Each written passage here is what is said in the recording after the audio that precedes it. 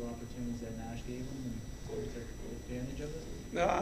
Well, we just had a good chat this morning and just said, like it's you're playing with a young guy, and it's when you're a guy like Juice, you have a different identity sometimes, and I think the message this morning was just play a good, solid wing on the third line, and the breaks will come and the offense will come. I didn't know it would happen that quick, but he he was solid there.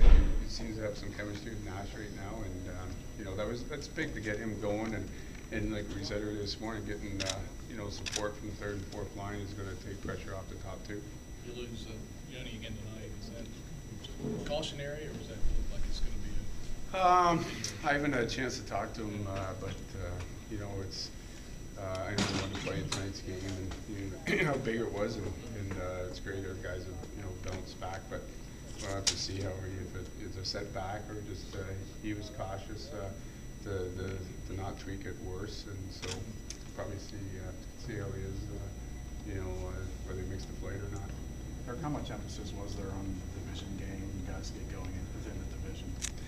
Well, we talked about ourselves, and how we want to play tonight and build off of that last game. But realistically, the message is, if you're going to be up top on your division, you got to beat the teams in your division. And we haven't had success on that part of it this year. So, they've played well against us the first game of the year and last year, and so I think our guys knew that this is a big weekend and the importance of it, and I think it's showing in the play the way they come out ready to go.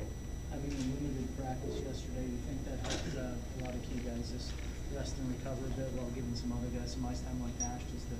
Yeah, absolutely. We got another tough week. We got a lot of games right now. We're gonna keep giving the guys days off, when we can. The young guys, they show up.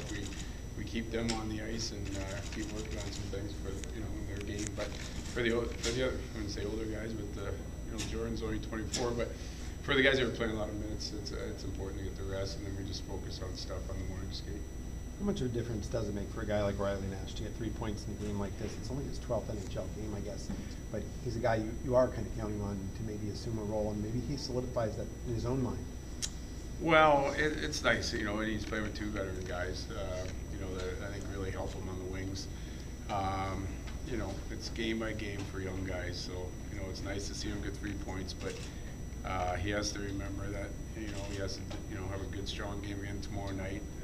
This league is not about ups and downs and everything; it's about consistency. So really pleased with his game and great contribution, but he has to come back with a good, solid game again tomorrow night.